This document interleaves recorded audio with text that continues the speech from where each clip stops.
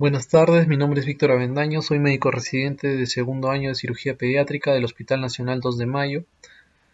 La siguiente telecapacitación está dirigida a los pacientes y a los padres de familia.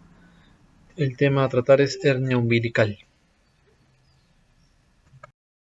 Los objetivos de la telecapacitación son el conocimiento por parte de la población y los padres de familia de la patología tratada, en este caso hernia umbilical, e identificación de los signos de alarma en la patología, además del conocimiento sobre el manejo expectante y momento oportuno de manejo quirúrgico.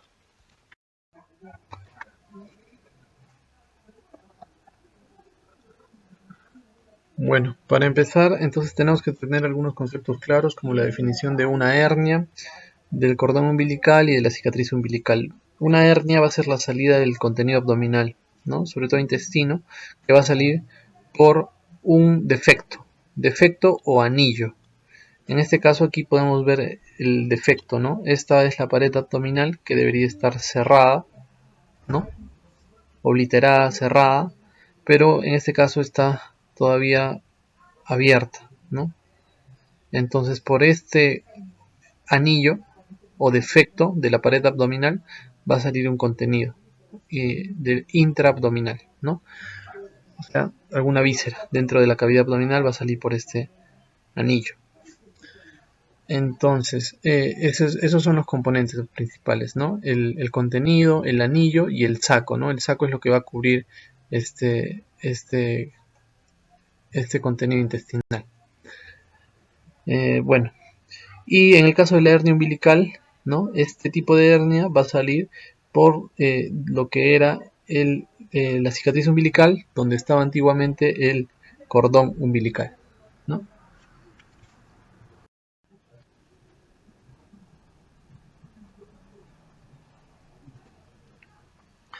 Bueno, entonces en cuanto al cordón umbilical, vamos a ver que a partir de la quinta semana ya está más o menos definido, ¿no? Va a estar formado por dos arterias y una vena.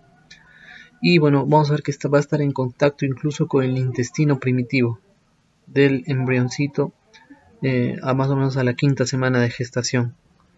Posteriormente se va a ir desarrollando el embrión hasta formarse un feto, ¿no? Y el cordón va a permanecer, ¿no? Es por estas dos arterias y por esta vena que el feto se va a nutrir y va a poder eliminar los productos de desecho. Asimismo, durante la gestación, el intestino primitivo va a salir a través de este cordón umbilical y después va a regresar también. Eso es normal, eso es parte de una gestación normal. Entonces es por eso que existe una herniación fisiológica. Este conducto al momento del nacimiento puede estar todavía abierto, ¿no? Entonces es normal y con el paso del tiempo se va a ir cerrando.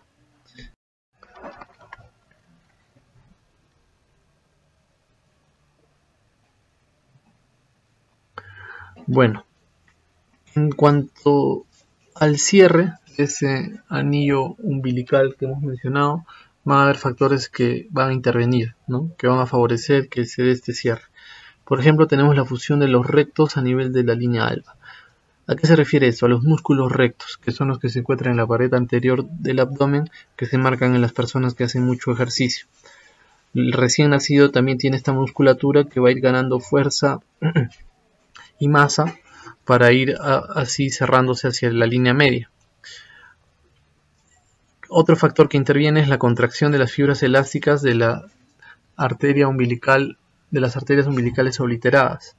Entonces, como ya hemos visto, el cordón umbilical al inicio tiene una consistencia media gelatinosa o blandita, pero conforme pasa el tiempo se va como secando, se va fibrosando. Esta fibrosis también favorece el cierre del anillo umbilical, ¿no? Entonces, conforme va ganando peso el niño, va ganando edad, también los músculos rectos ganan fuerza y generan una contracción más fuerte que también va a ir cerrando este anillo umbilical. Pues por todo esto que se va a dar un cierre progresivo, ¿no? Que bueno, va a poder dar un pasaje del contenido del peritoneo, ¿no? Ya sea algún intestino, alguna asa, va a poder salir por este defecto, pero va a haber un cierre progresivo que se da en la mayoría de los casos, ¿no? Se va a dar un cierre espontáneo. ¿Cuándo pensamos que no se va a dar este cierre espontáneo? Cuando el defecto es mayor de 1.5 centímetros. Entonces ya habíamos mencionado, ¿no?, las partes de una hernia. Una es el saco, otra es el contenido y otra es el anillo o defecto. Entonces el anillo por el que sale la hernia, si es que es mayor de 1.5 centímetros, es poco probable su cierre. No tiene tanto que ver el tamaño de la tumoración o de la hernia, ¿no?, sino el anillo, que es el... Bueno, ¿qué otros factores intervienen en la falta del cierre? Sobre todo las enfermedades del tejido conectivo, es decir, el cordón umbilical, como mencionamos, se tenía que tornar de una consistencia más fibrosa para ir así cerrándose. Pero hay algunas enfermedades que intervienen con este proceso, ¿no? Entonces, ¿cómo son las mucopolisacaridosis, el síndrome de Ehlers-Danlos, ¿no? Otras patologías como el síndrome de Down, ¿no?, trisomías como Edward, Patau. En fin, todo este tipo hay una larga lista de enfermedades que pueden retrasar este cierre o impedirlo. Entonces, en estos casos, estos pacientes son más propensos a desarrollar hernia umbilical, ¿no? En cuanto a la evolución, ¿cómo va a ir evolucionando la hernia umbilical en nuestros pacientes? La mayoría va a resolver al año de vida. El 90% de los niños al año de vida van a tener el anillo umbilical cerrado. Un 50% podría persistir incluso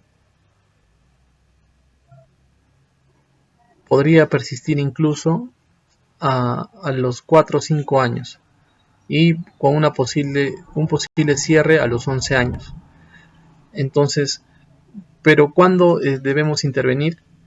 Como mencionamos hace un momento, los defectos mayores a 1.5 centímetros tienen una resolución poco probable antes de los 6 años de vida.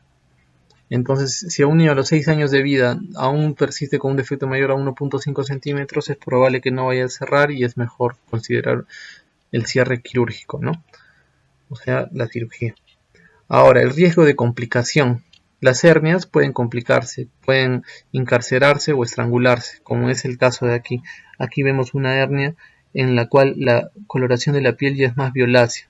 ¿Qué significa esto? Que el intestino que está dentro de esta hernia está sufriendo porque no le llega un correcto flujo sanguíneo. Entonces, ¿cuál es el riesgo? Es relativamente bajo, ¿no? Menor al 1%, siempre que el anillo o el defecto sea entre 0.5 y 1.5 centímetros. Entonces, la mayoría de las hernias van a ser asintomáticas. Van a protruir al realizar maniobras de Valsalva, es decir, al toser o pujar, al defecar.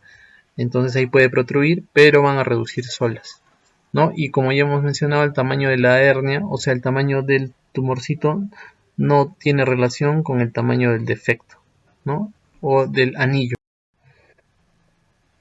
Entonces, el manejo.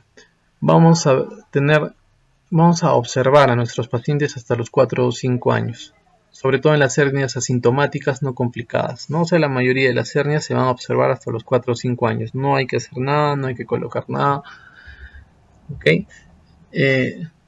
Y bueno, cuando pensamos en manejo quirúrgico antes de los 4 o 5 años, es que la hernia da síntomas, le causa dolor al paciente o vemos que sea complicado, ¿no?, como en la figura anterior en la que se veía de una coloración violácea, ¿no?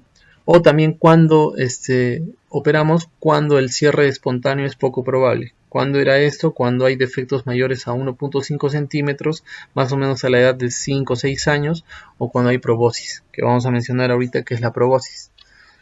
El acceso para el cierre puede ser transumbilical o subumbilical. Bueno, eso tiene que ver con la incisión que se le va a realizar al paciente y es más que todo el tema quirúrgico, ¿no? Y bueno, en cuanto al cierre del defecto, puede ser por un afrontamiento simple o por la técnica de Mayo. Igual, tiene que ver con la cirugía, ¿no?